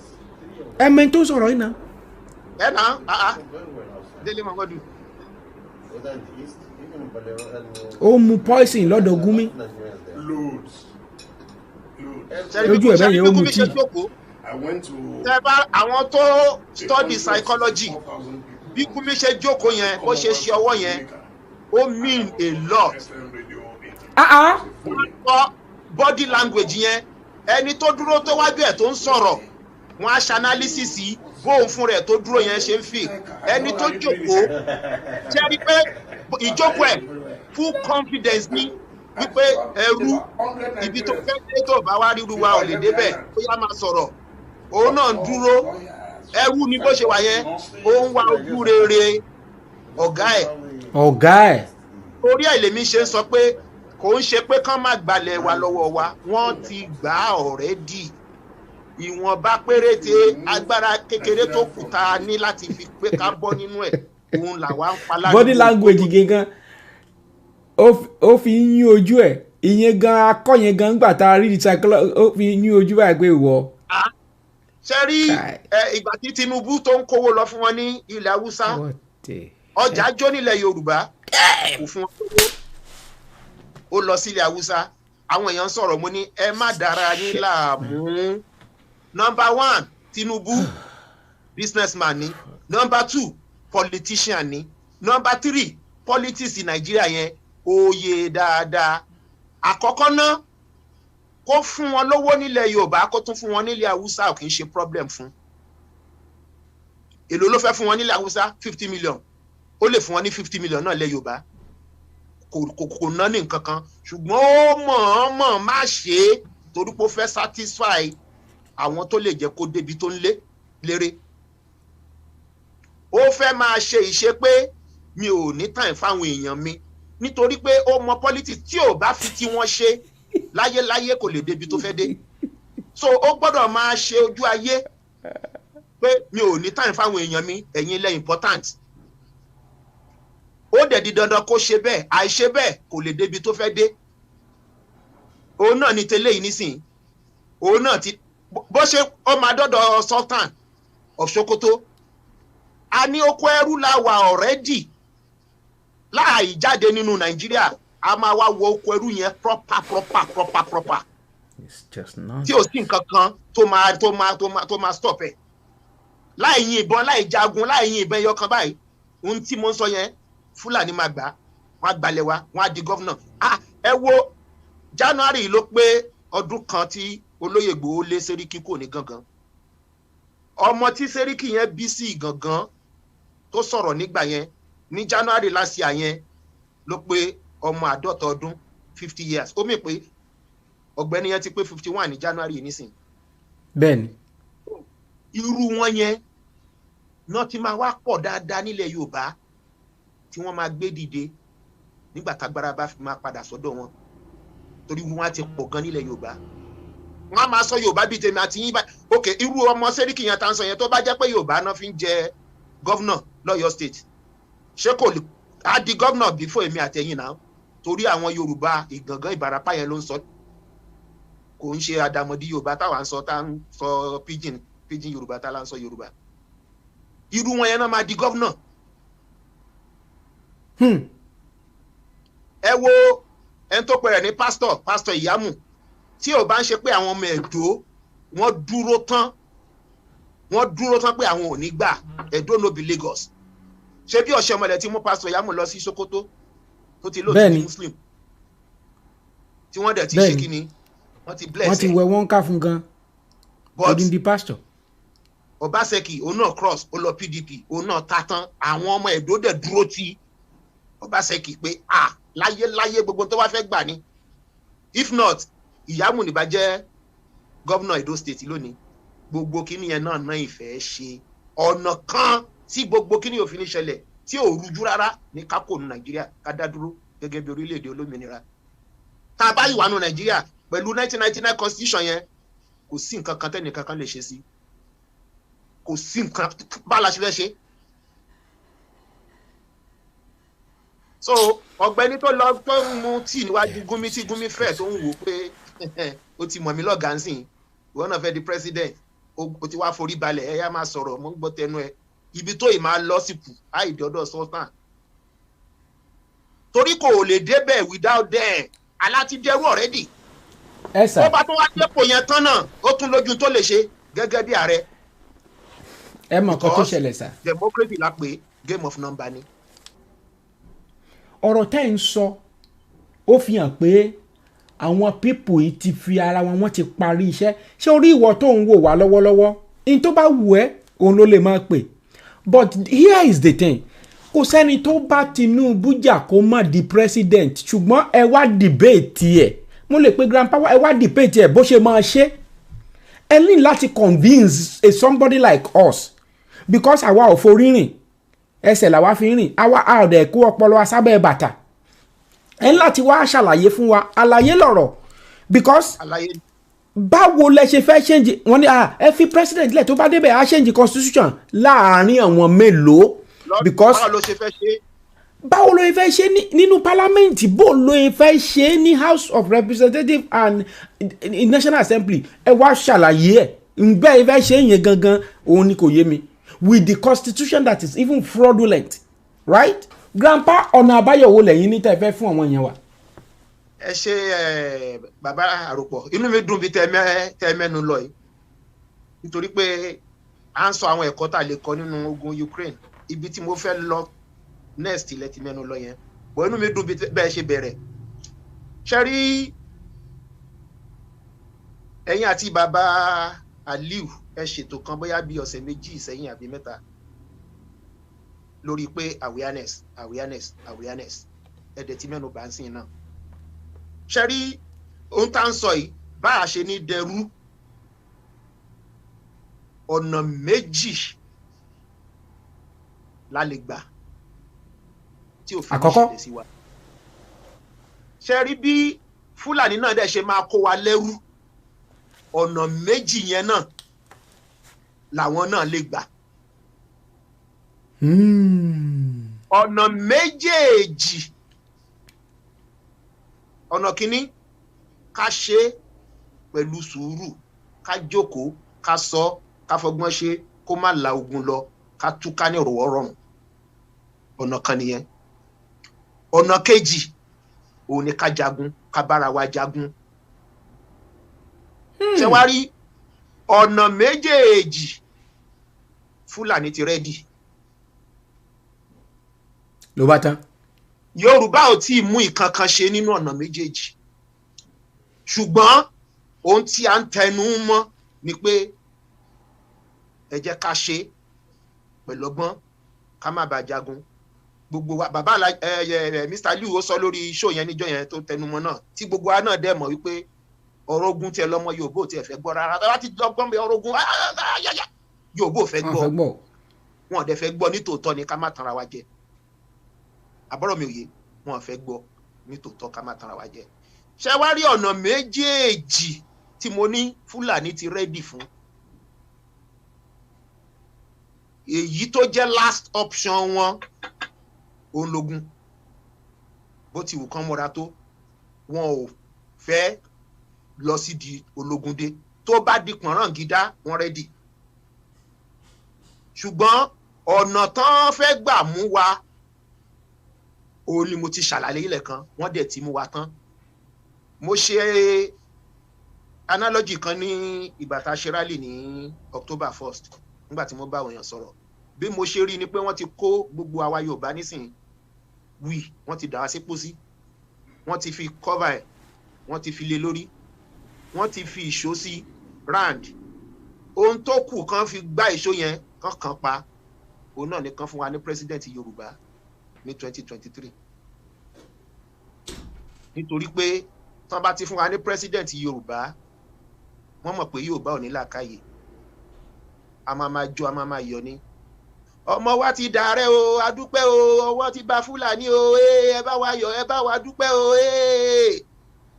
Báwa ṣe ń jó Wàsíù tá ń yọ̀ tá ń ṣe pátí ní gbangba yẹn, bẹ́ẹ̀ nínú Fúlàní ń dùn lẹ́yìn pé àwọn ọ̀dẹ̀ ẹ̀yin tá ti mú yín tán. Nítorí pé ohun tó kù kí wọ́n achieve tán fẹ́ ṣe pátápátá òun náà ní time. That needed time, much needed time yẹn ọmọ yín tó dàárẹ̀ yẹn ló máa mú fún wọn. Nítorí pé ọdún 7 tó fi wà bẹ̀ yẹn, igi táwọn ti gbìn káàkiri á máa wù ẹ̀ẹ́dẹ̀ ní fura. Òun mo ṣe sọ lẹ́ẹ̀kan pé a ti ṣírò 20 ọdún ó lé lẹ́ẹ̀kan, jẹ́ ká gbàgbé 20 ọdún ó lé, ẹ jẹ́ ká sọ̀rọ̀ ọdún 10 sí 15 sísìn. Ẹ wo demography gbogbo ilẹ̀ Yorùbá ó ti máa change. Yorùbá Fúlàní á ti pọ̀ láwọn ọmọ ọ̀dọ́ á ti máa wà between 10 and 15. Bó ṣe máa lọ délẹ̀ Ìgbò nìyẹn o, Ẹ̀dó Fúlàní, Ìgbò Fúlàní, Ìjọ Fúlàní, Ṣẹ̀kírì Fúlàní, Òrògbò Fúlàní, torí wọ́n ti invasion ní Buhari lò, wọ́n dẹ̀ ti kún everywhere ní south. Ó tàn.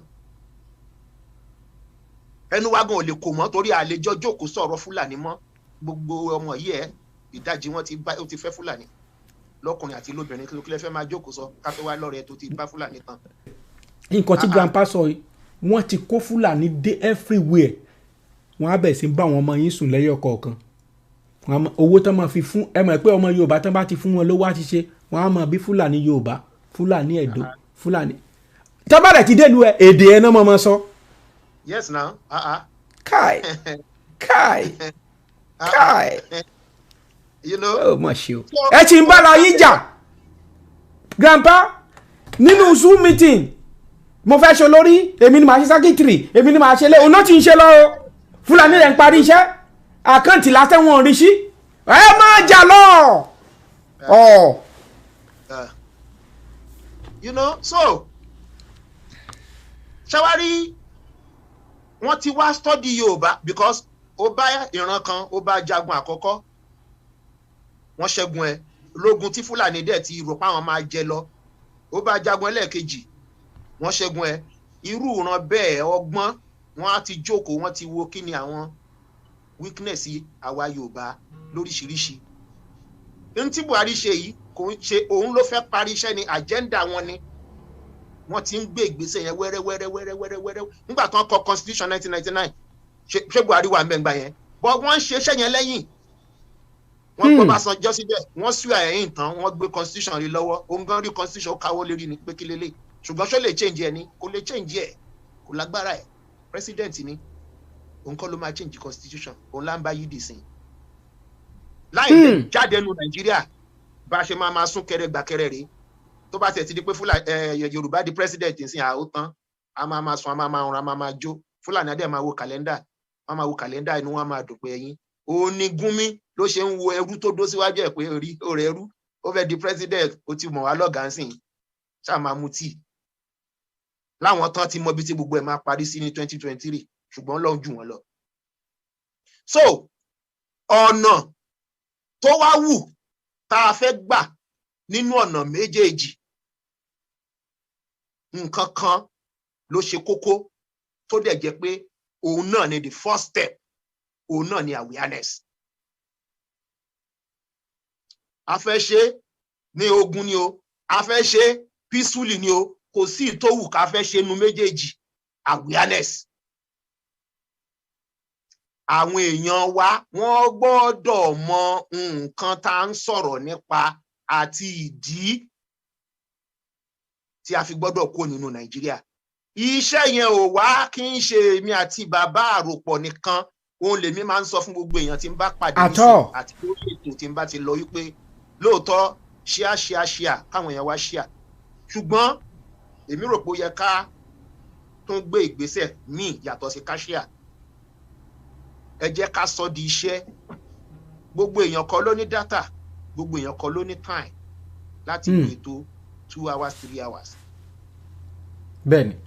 Ṣùgbọ́n tí oníkálukú bá sọ pé ní ojúmọ́ o èèyàn kan tó mọ̀ tí ò tí ì dá sọ̀rọ̀ Yorùbá nation tí ò mọ ohun tí a ń sọ̀rọ̀ nípa tí ò mọ what is really at stake tá a bá kúrò nù Nàìjíríà máa mú wọn mọ́lẹ̀ máa bá wọn sọ ní ọ̀rọ̀ ẹnu bá a ṣe ń sọ yìí.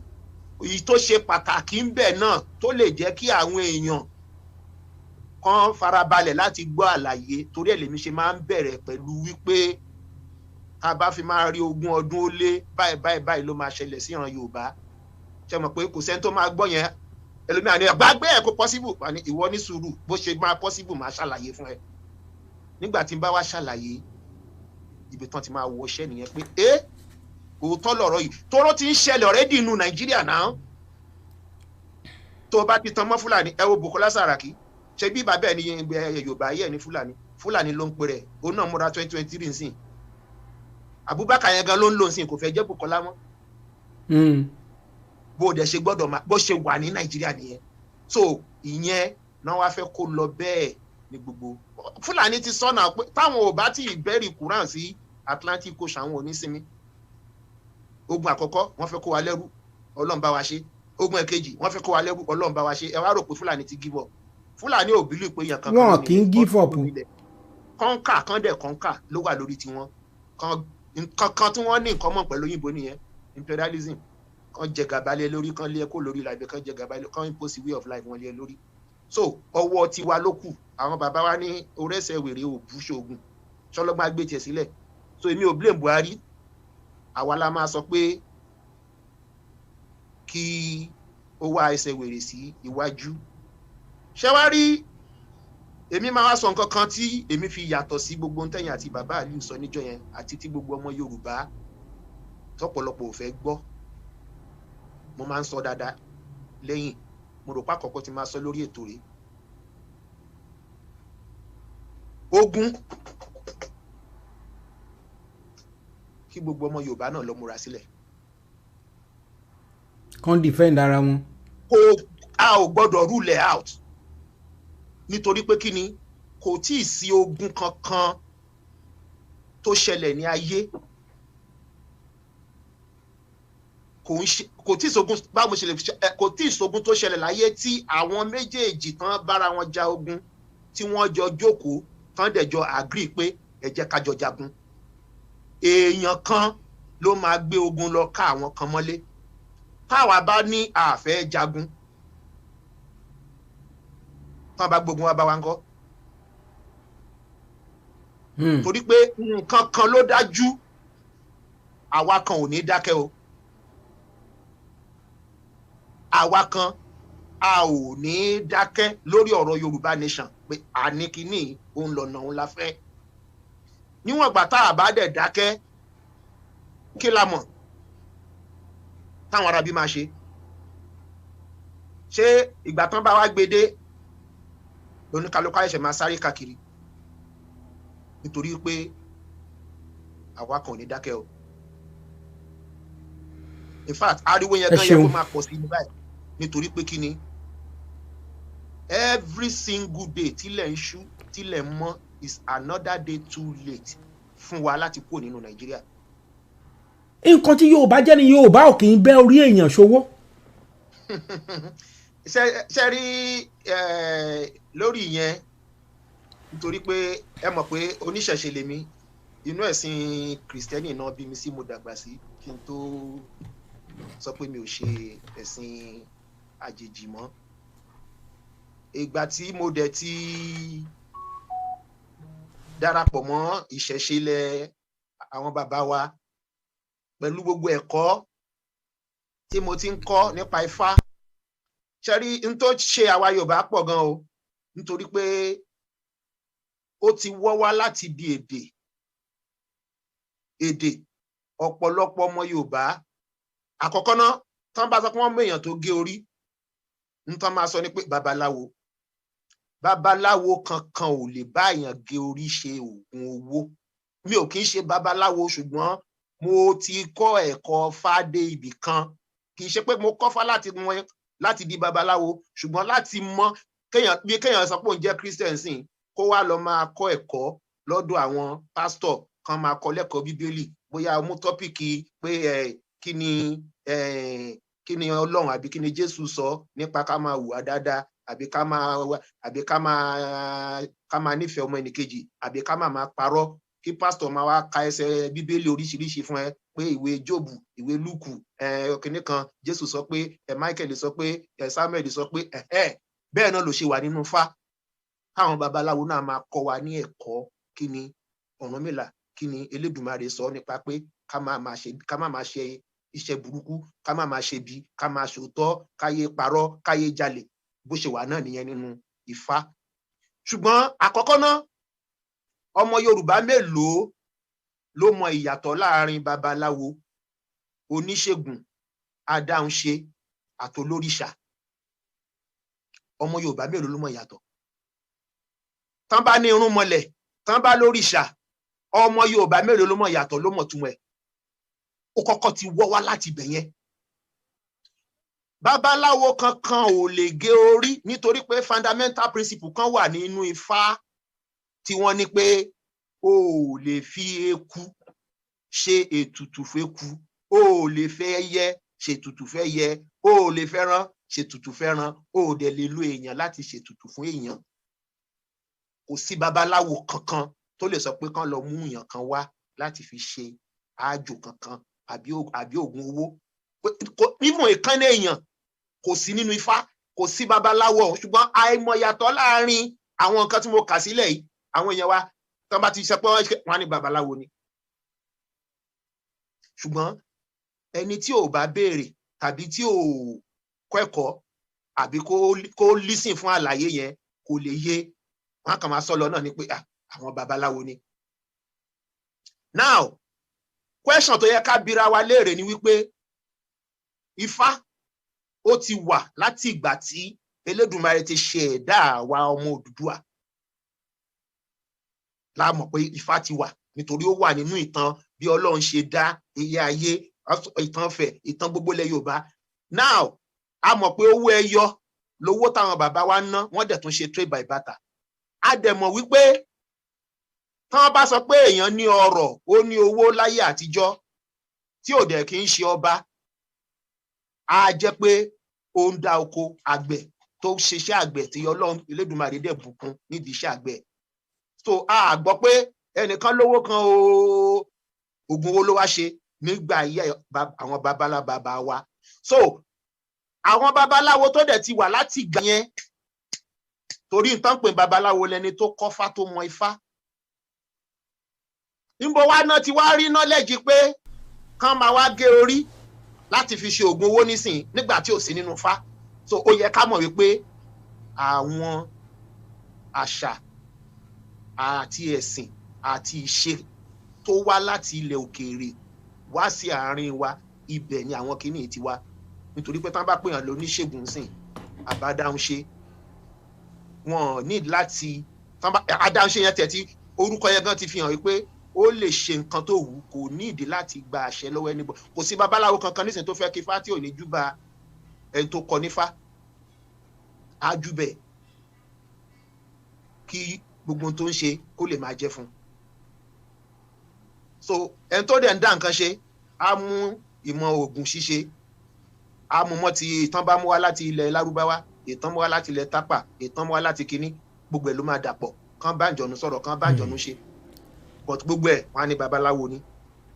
ẹ ṣeun bàbá wa. kò tí babaláwo tó lè sọ fún yín èmi ò ṣe babaláwo bọ̀ èmi mọ̀ pé kò sí babaláwo ń bó ló ti rí torí kò sí nínú Ifá. ẹ ṣeun sà. babaláwo ló mọjú Ifá lọ sókè la wá sọ̀rọ̀ ń pa.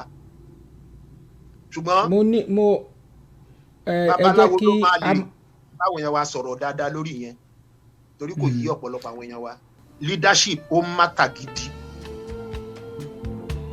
tí ò bá ti sọ lórí n tó ń jẹ àwa nílẹ̀ tó ń jẹ àwa ní tó ń jẹ wá ń yà nílẹ̀ Yorùbá nísìn òun tó pé kò sọ lórí. ṣẹ́rígbà tó lóye Ìgbòho dìde tó ń pariwo tó ń lọ kiri tó ń risk gbogbo ẹ̀ tó ń ṣe ṣẹ́rígbà àwọn èèyàn dìde gan pé no going back no going back no going back. torí ẹ̀ náà ló jẹ́ pé olóyè Ìgbòho fi jẹ́ target torí wọ́n mọ̀ pé ẹni tó ṣàyà gbangba yìí ẹ jẹ́ ká kì í mọ́lẹ̀ gbogbo wọn máa rẹ̀ wọ́n ni. olórí ṣe pàtàkì ìyẹn ló máa jẹ́ kí àwọn aráàlú kí wọ́n unite kí wọ́n wà ní ìṣọ̀kan yẹn ó ṣe pàtàkì ẹ máa fi rí power of the people kò dẹ̀ sí ìjọba tí ó bẹ̀rù nǹkan bẹ́ẹ̀ yẹn